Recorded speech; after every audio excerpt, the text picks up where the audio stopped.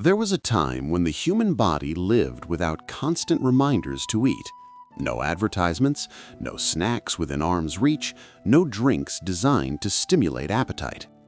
In medieval towns and villages, people aged, worked, and survived in a world that never asked the body to manage excess.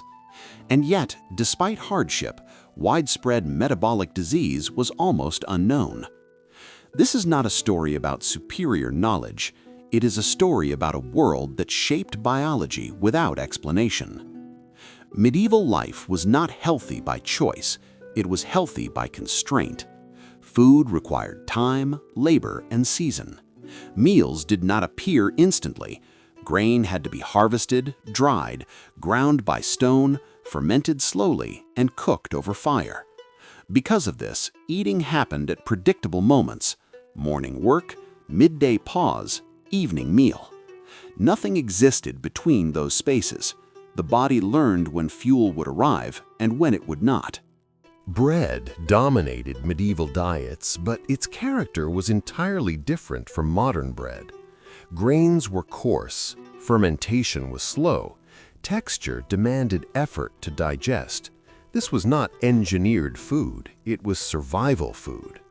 Vegetables were seasonal and repetitive. Cabbage in winter, roots in early spring, legumes in abundance when available. Sweetness was rare enough to remain ceremonial. Food ended hunger instead of triggering more of it. Modern eating fills gaps in time. Medieval eating defined time. Meals were communal, deliberate, and final. Once the bowl was empty, work resumed.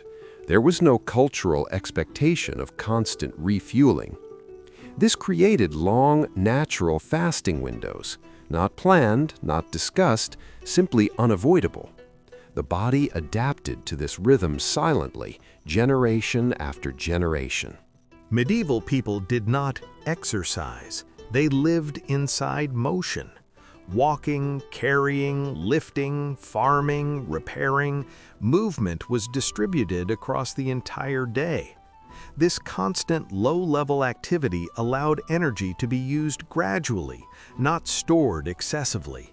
The body was never asked to sit still for 10 hours and then suddenly perform. It worked because work never stopped completely. Night in the medieval world meant darkness. Candles were expensive, fire was controlled. When the sun set, activity slowed. Sleep followed natural light cycles. Awakening followed sunrise. This alignment between environment and biology allowed hormonal rhythms to remain intact without understanding them. The body rested deeply because the world rested too. Winter shaped medieval metabolism more than any philosophy. Food availability dropped. Portions shrank. Variety disappeared. This was not starvation, but it was restraint. The body learned flexibility, storing when possible, releasing when necessary. In contrast, modern abundance never withdraws.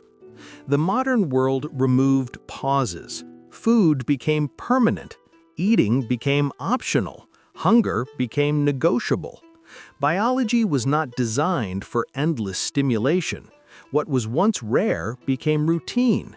What was once seasonal became daily. And the body, slow to evolve, struggled to adapt. Aging in the medieval world followed wear, not overload. The body aged through use, not constant excess. Modern aging often accelerates under continuous metabolic pressure, not because people live longer, but because the body never fully rests. This is not moral failure, it is environmental mismatch. Medieval people did not plan health, they lived inside boundaries that made balance unavoidable. No rules were written, no strategies taught. The environment did the teaching. History does not offer solutions. It offers mirrors. And sometimes what it reflects is not how advanced we have become, but how unfamiliar the modern world is to the human body. The question is not whether medieval life was better. The question is whether the human body has had enough time to adapt to the world we have built around it.